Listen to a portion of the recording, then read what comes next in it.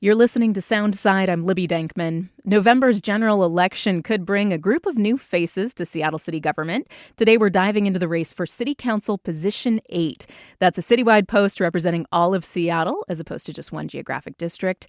Our first candidate in this Position 8 race is Rachael Savage. She's a small business owner on Capitol Hill. She runs the crystal and incense shop Vajra on Broadway, and she's a member of the Broadway Business Improvement Association. Savage is running the most conservative campaign in city politics this year as she tries to upset incumbent Alexis Mercedes Rinck's bid for reelection. Rinck is currently the most progressive member of Seattle City Council. Well, this is not Savage's first foray into city politics. It is her first time running for office, and Rachael Savage is here in studio with me. Welcome. Thank you very much for being here. Thanks for having me. Pleasure. So let's start with your elevator pitch. I mean, why should city residents vote for you for this city council position? Well, I'm running because I'm a business owner and I've had a business on Capitol Hill since 1998, a street-level retail business. So I've been in the neighborhood when it's been wonderful and prosperous and all the stores had businesses and restaurants and people could come and just have a good time, you know. Capitol Hill is a great place to come and go out and dress to impress. And, you know, it was just a vibrant, interesting neighborhood. And in the last, I would say, at least 7 years, I've seen the crime, the fentanyl epidemic, the severe mental illness epidemic hit my neighborhood so hard. The city bought 500 units to give free housing to drug addicts, late-stage drug addicts and mentally ill. And because of the lack of law enforcement, they've been committing crimes, using drugs, overdosing in the apartments and on the street. And you can imagine what the influx of people that are really ill does to a neighborhood and the business. And so I had never really been into politics because things were going fine in Seattle as far as I could see. But when this came to my doorstep and affected my business and my personal safety and my city way of life, and I would walk everywhere at night. And so I felt compelled. I was waiting for someone else to do it. If there was another candidate that had the solutions, the ideas to change our approach to drug addiction and severe mental illness, I would just back them and help them in their campaign. But I saw no one with new ideas. So I'm excited to be of service. So let me ask you about your partisan designation. I think it surprised a lot of people when you announced, well, first you were going to run for mayor and now you switched to the city council position, but you said you were running as a Republican. And a Capitol Hill Republican, what? Does that exist? I think, a lot of people question, they look at Ann Davison's experience, for example, where she had converted switch parties to be a Republican, and it appears that she is running far behind in the city attorney race. Do you think running as a Republican is a winning strategy? Why run as a Republican? And it is, we should say, a nonpartisan office, but you wrote a blog post about being a Republican. Yes. Well, the nonpartisan thing, I'll just touch on that quickly. I think it's like telling little kids playing t-ball that we're not keeping score. Everybody knows where people are. And I didn't start out, I was a lifelong Democrat. I'm a walkaway from the Democratic Party. So I didn't consider myself conservative. I considered myself a classic liberal. I was never progressive, never far left. But I feel like the Democratic Party has changed. That's what I've seen. And when I started to investigate what was happening in our city with the crime and really the human suffering, and what I see as a lack of compassion for severely addicted and severely mentally ill, I started to ask who's running the city and who is making the policies that are making this fentanyl epidemic so awful? I mean, I think it's a humanitarian crisis. So I started to look at candidates during the presidential election for sure. And I just decided I'm not going to look at party. I'm going to look at principles. And what is the party that has the principles that I align with when it comes to what my top issues are crime, drug addiction, and severe mental illness. And what are your solutions for those issues? Oh, I can't wait. So the first thing I'll do on city council is amend the public drug use law. So right now, a big problem in Seattle is crime is not being is not being enforced. So the police are not able to do their job, partly because they cannot arrest or they're not encouraged to arrest for public drug use and public drug possession and crimes that are associated with addiction. And so this might sound harsh to some people, but I am also a recovered addict myself, 35 years of abstinence. That means drug-free for 35 years. And I've spent much of those 35 years helping others to escape from addiction, to learn how to stop using drugs and how to live a life without drugs and build a life worth living so they don't want to use drugs anymore, taking care of what drove them to use in the first place. And so I have a lot of experience with abstinence-based recovery and helping people to get abstinent. So what would I do? I would definitely, number one, we need our own Seattle City Jail so the police can do their job. And the piece about jail means that we can give people consequence for committing crime because it doesn't just affect the addict, right? They don't really want to be running the streets, stealing from the stores and harming themselves and businesses and neighborhoods. Really, I think all the addicts I've worked with, they want to get clean. They're trapped. And I have a lot of compassion for that. And I know that addicts can get abstinent with the right structure. So the other two things that I believe we need to do right away is build our own Seattle City Treatment Center for late-stage addiction and for the severely mentally ill.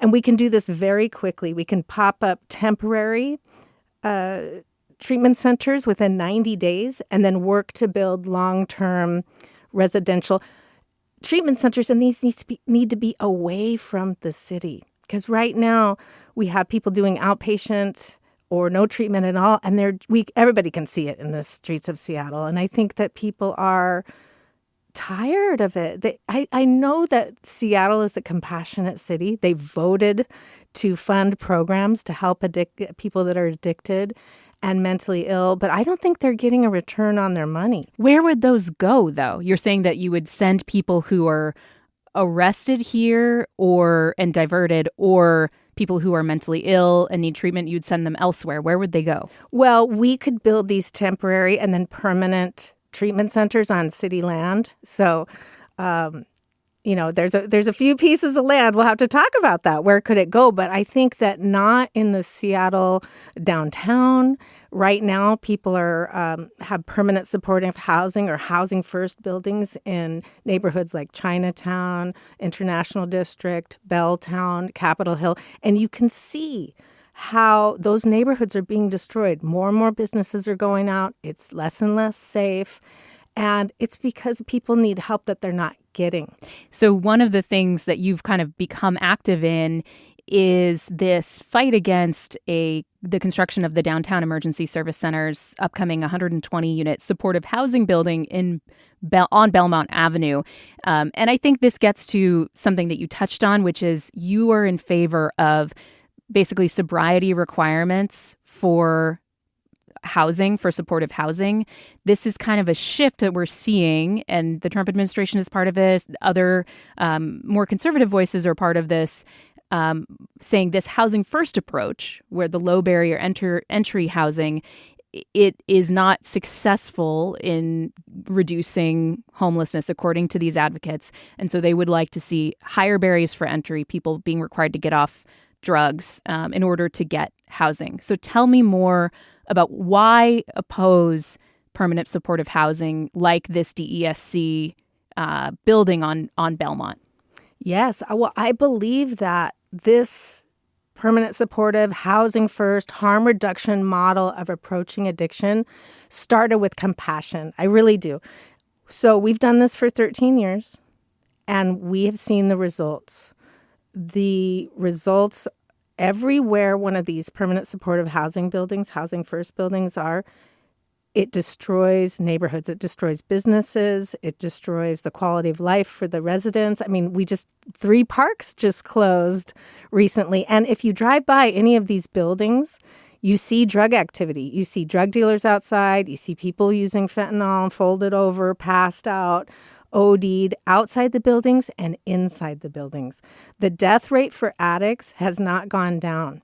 The ODs have not gone down. This, in my view, is not a successful treatment model. So I think that Seattle citizens are, we want to admit when, okay, this isn't working, so let's do something that does work. Some people would point to research, for example, in New York City that showed that after a certain period of time, you had the people who were offered the low barrier entry shelter, 80% plus actually remaining housed versus the people who were offered the sobriety first housing. You had about a 50-50 split of who would remain housed.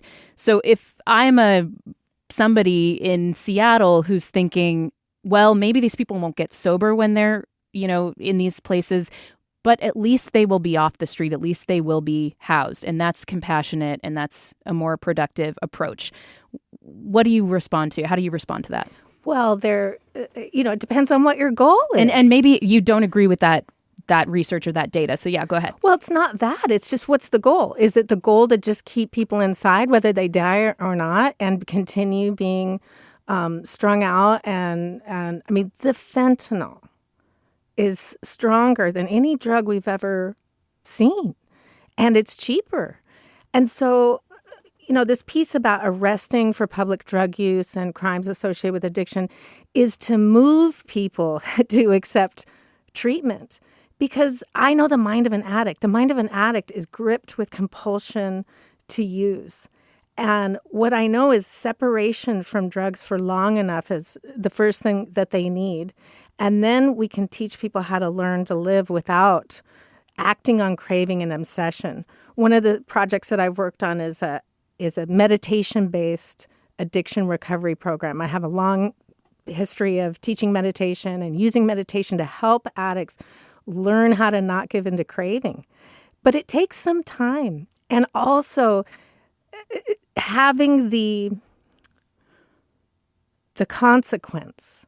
Right now, there's not a consequence pushing people to say, if I don't get abstinent, I'm going to have to go to jail. It's an unpleasant place to be. But it sounds like you're saying that we can arrest our way out of the solution. Didn't we try that in the war on drugs? I mean, isn't this what we're doing now a better response than purely throwing the book at them like we did in the 90s? It has to be followed up with long-term residential treatment, at least a year. So my plan would be a year of long-term residential treatment or the jail sentence, whichever they want to choose.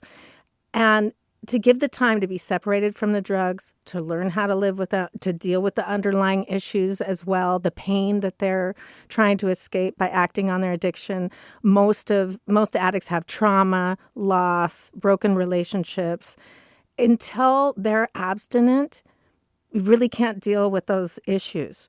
And then another year, this would be my plan, to give back to society, to clean up the graffiti, to help plant trees, to give back to society. Because addicts, when they're acting on addiction, take from society. Like work programs, basically? Yeah.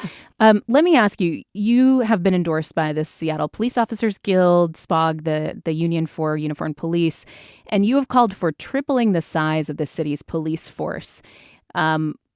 City's in a budget shortfall. We have seen lower levels of police staffing recently, although hiring has picked up. Advocates for police reform are pointing to the fact that we're seeing lowering levels of violent crime at the same time that the police force has remained at a relatively low clip. So they're saying the number of police basically is divorced from this idea of how much crime is in the city. What do you think about that? And how do you propose to triple the size of the city's police force? Well, the first thing is I see that people aren't reporting crime. So to say that the stats, that crime is down, I see crime every single day continually when I'm working and living on Capitol Hill. So you don't think they're accurate, basically? Oh, Absolutely not, because I see it with my own eyes. I see people using drugs in public. I see assault. I see harassment. I see camping, public camping. I see theft constantly at the store. I mean, our grocery store now has armed guards. And so I think that people have been taught, and I think this is a shame for our society and for our city, that misdemeanor crimes aren't actually crimes.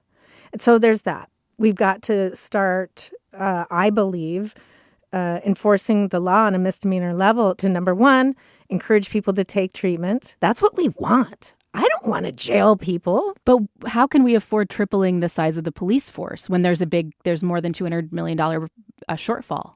Well, number one, if we want to be a city, so we have to decide, do we want downtown to be an open-air asylum, open-air drug market, and just have people housed and they go out on the streets all day and run amok because the businesses aren't going to last, and have that be the industry of downtown and these supposed wraparound services that they don't have to go to? Or do we want to have a city, a cosmopolitan, sophisticated city with business and with culture and art and entertainment, and a place that everybody wants to come from around the region to get inspired? That's my vision for Seattle. So we'll have to choose to treat addiction and mental illness in a different way to be able to have that. And to be a world-class city, we must have law enforcement. And I believe that part of the reason that recruitment is down for the police, although it is getting a little better, is they've taken the meaning out of the job. They've taken the ability for them to do their job. If a police officer can't arrest for crime and they just have to drive by, when they see people suffering, when they see people in big trouble and that they could use help. Is what you're describing, though, more like what was happening in 2022, 2023 before the Blake fix? Like, when you say they can't arrest for crime, there was that period of time where state law, the Supreme Court had, overturned the felony drug possession law. And then there was kind of the Wild West of we didn't have a statewide drug possession law, right? You had at the same time overcrowded jails because of the pandemic. But the legislature did the Blake fix in 2023. It's gross misdemeanor now to possess drugs. We're no longer in pandemic era where only the most violent crimes people are in jail for. Things are not where they were in 2023, right? And when you say that police can't arrest, I don't know that reflects where we are right now as a city. It depends on what neighborhood you're in. Yeah. There's some neighborhoods that are relatively peaceful. And there's some neighborhoods that I would call containment zones: downtown, Belltown, Capitol Hill, First Hill, the International District, Chinatown International District. And all you have to do is drive around and see the massive human suffering. This, to me, is unacceptable in an American city. And I believe that a city that ignores some neighborhoods and allows some neighborhoods to just suffer, as not just the addicts and the mentally ill, and they are suffering, but the businesses and the residents, I believe a city has lost its way with its moral compass, has lost its heart and lost its soul. People that are severely addicted and severely mentally ill, they're unable to care for themselves.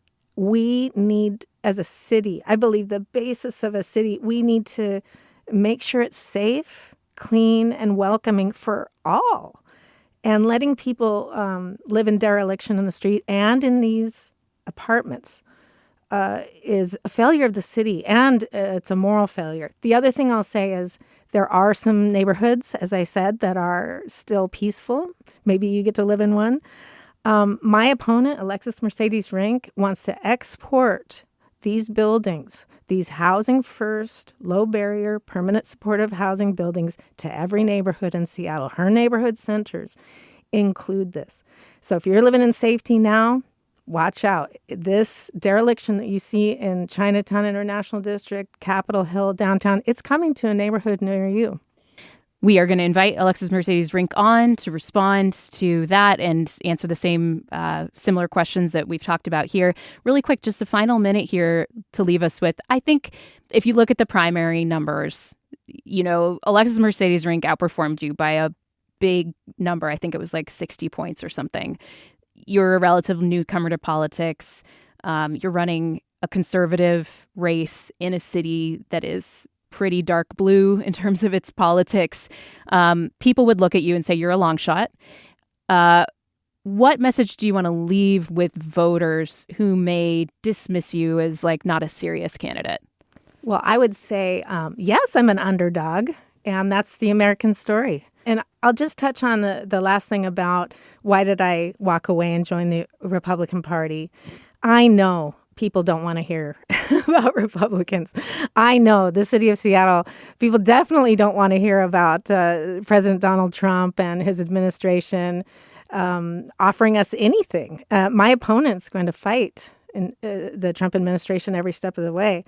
But what I see, especially with the issue that I think is the most important in Seattle right now, which is the drug addiction and severe mental illness epidemic and the crime, the executive order on crime and disorder that President Trump and his administration just put out is actually could help Seattle. It is a gift. And I believe that it doesn't matter. A friend of mine, Tom Wolfe, who does this work, recovery work in San Francisco, he said, I don't care if Mickey Mouse is president. This president is just offered us an executive order to cities who want to change their approach to treatment and how they treat mental illness and severe drug addiction, abstinence-based, change the housing to abstinence-based. We can get the funding for that. That's what the Trump administration is offering. And I know a lot of people have hate for Donald Trump. And I just say, if you hate him that much, why don't you let him pay for the treatment center and the addiction, the mental health hospital and help our city? You What don't have about to like the guy. helping the city with the National Guard like they have with LA or with DC? What do you think about that? I requested that before I ever ran for I office. thought I saw that. I That's was right. like something. So you like the idea of the National Guard coming to Seattle? Well, here's what the National Guard is good at. They're good at helping in humanitarian crisis. They're good at building hospitals and staffing hospitals. But not That's what we need. policing. They don't know how to police. They don't have training in that. If we have a treatment center put up by the National Guard for both the mental illness and the drug addiction, which we sorely need if we want to have a city, then the police can do their job. One last question, just we're already over time, but I'm really interested in what you think about this. So if Trump is going to come in and fund all of these abstinence first housing units, what happens to the people who are in the lower barrier entry? I mean, there could be, I don't know what the number is, but hundreds, maybe thousands of people in these units. If they are in supportive housing that is housing first right now, do they get turned out on the street? Absolutely not. I mean, that's the whole problem. I don't want people on the street, and I don't want people on the street suffering under the lash of addiction and severe mental illness. So they will get the care that they need. But if they're in lower barrier entry housing right now and they're offered sober housing, there's going to be a lot of people who say, that doesn't work for me. I need this stepped up approach or whatever. That's why we must have the treatment centers. And we can put up, as I said earlier, a temporary, long-term residential treatment for addicts and both mentally ill. In 90 days, we can have these ready, and maybe even sooner with the National Guard. So I don't think it's a punitive thing. I think it's a liberating thing. This problem of drug addiction, crime, and mental illness in our city, it hasn't been solved by the Democrats. The Democrats have been running this town for over 40 years. You can't blame Democrats, or you can't blame Republicans, rather. So that's why I changed parties. Rachael Savage, we have to leave it there because we're already over time, but it's been a pleasure talking with you, and I really appreciate you coming in to explain your platform for City Council Position 8, one of 2 citywide seats on the ballot this November. Rachael Savage, thank you for joining me. Thank you. Thanks for listening to Soundside. And hey, this show is only possible because listeners support us. If you are able to give right now, check out the show notes for a link to donate. And don't forget, you can listen live on KUOW 94.9 FM Seattle at noon and 8 p.m., Monday through Thursday, or anytime online at KUOW.org.